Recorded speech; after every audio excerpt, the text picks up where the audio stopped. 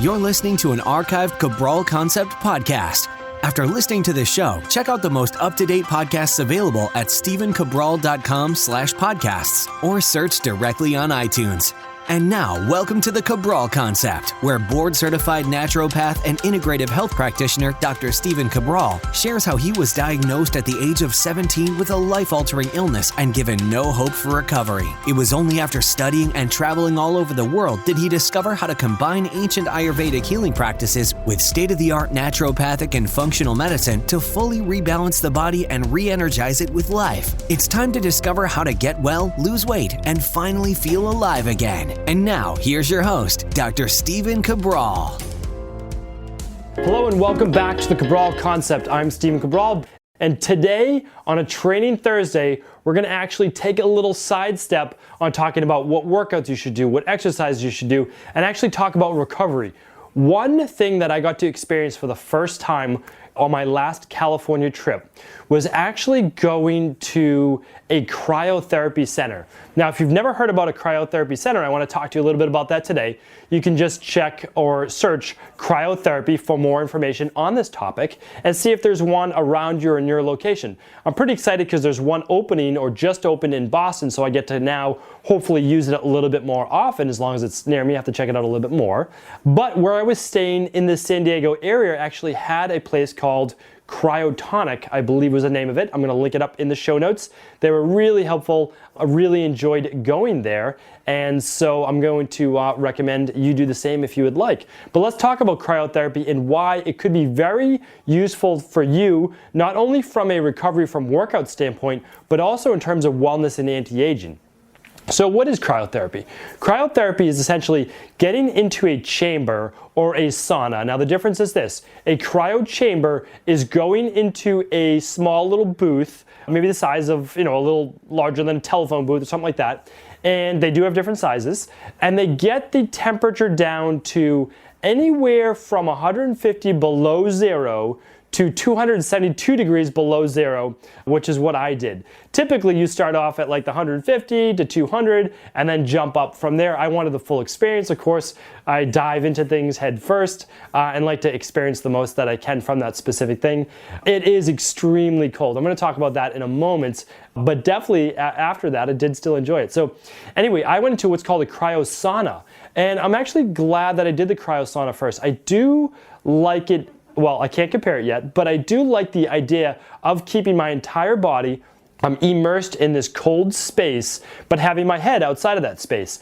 To me, it makes sense only from the standpoint that when you do cold baths, you're also keeping your head outside of that bath. I believe it will help a little bit more with equilibrium, with kind of keeping your blood pressure and everything, stable. But again, that remains to be seen. And I think there's nothing wrong with doing the whole chamber, and I'm sure I will experience that for myself as well. So what is it? How do you do it? What's it all about? Well, the nice thing is you're only going in for a minute, 2 minutes, or 3 minutes. The max that anyone ever goes in for is 4 that I've seen from the research. I did the full 3 minutes. I didn't know if I was going to make it, and I'll tell you how you can get through it and the little tips that I used. So you basically strip down into a bathing suit, and what you're doing is you're putting on these wool gloves, these wool socks, and a pair of booties. And that protects your extremities, basically your fingers and your toes, from getting frostbite or anything like that. And just the contraindications, you want to make sure that you're not sweating. You want to make sure that you have to cover up any wounds, anything like that. But you don't want to wear any wet clothing, because obviously that's when hypothermia, that's when something can set in, and really not within that very short period of time. But it's one of those things that you do have to be careful for. And I'll tell you about some of the contraindications in a moment. This type of therapy was actually developed, to my knowledge, in Japan in 1978, and it was used for patients with rheumatoid arthritis. That's what the original research was used for. Really great research on it. If you have rheumatoid arthritis, you'll probably feel fantastic doing this.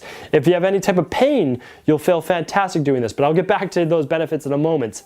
So then it was studied over, I've seen at least 50 different research studies all across Europe using cryotherapy or this cold-based treatment. Again, it's very, very cold.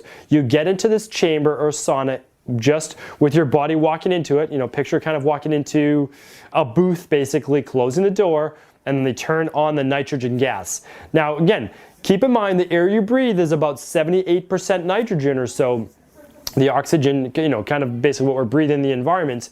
And they are also monitoring your oxygen levels while you're in the tank. It's very straightforward. It's very science-based.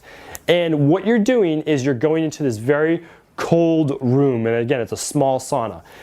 You're always working with one other person who's essentially the therapist taking you through this 1, 2, or 3 minute treatment.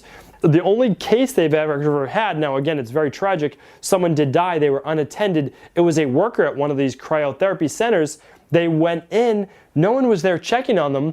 They either passed out or fell or something, and they were locked inside the chamber for 10 hours. Of course, that should never happen. No one should ever be unattended, really doing anything. I mean, even just you doing a strenuous workout, you kind of always want a partner there. But again, safe like anything if used correctly. And I'm going to talk about all the big benefits now, but you should know about everything out there, and I think that's important for you to know about. And of course, I'm here to just provide you with the information. You do with it what you see best for you.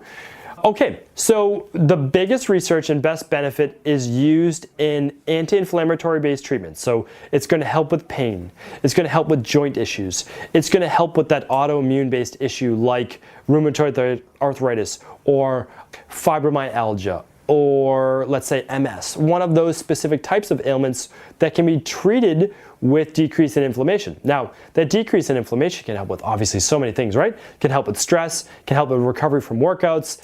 Some people even find that it helps with hormone balance and with sleep, like lowering menopause and PMS-based symptoms, because it's typically lowering estrogen-based issues as well. And obviously that can be really, really helpful to balance your progesterone to estrogen ratios. I've also seen some research showing a better or a stoppage in conversion from testosterone to estrogen as well. Kind of the aromatase that's happening with some men who are more prone to gynecomastia, prostate issues, hair loss, those specific types of things. I'm not saying it's going to treat hair loss, but the anti-inflammatory type benefits are there, as well as the hormone. There are so many things. My recommendation is this. I use it obviously to test it out. Thankfully, I didn't have anything ailing me that I had to see if it helped. However, I'll tell you this, it gave me a huge surge in energy, like enormous, as if I just had the largest, shot of espresso in the entire world, the strongest one.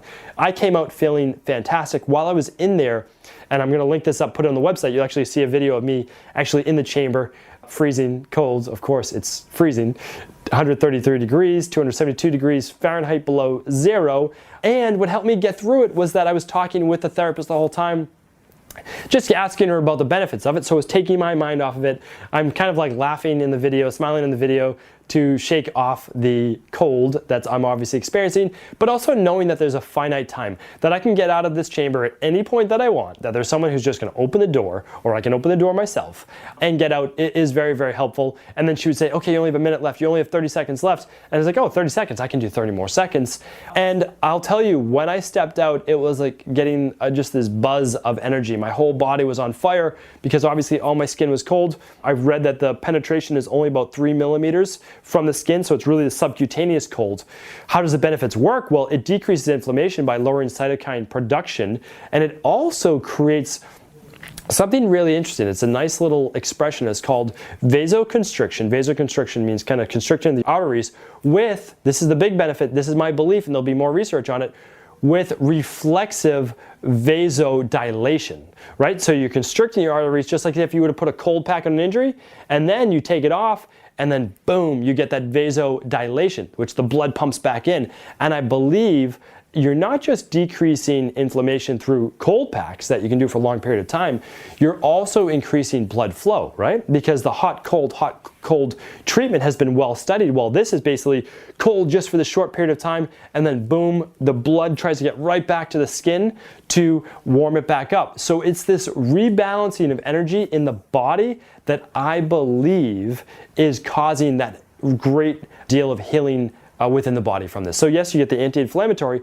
but you also get this healing process that's taking place.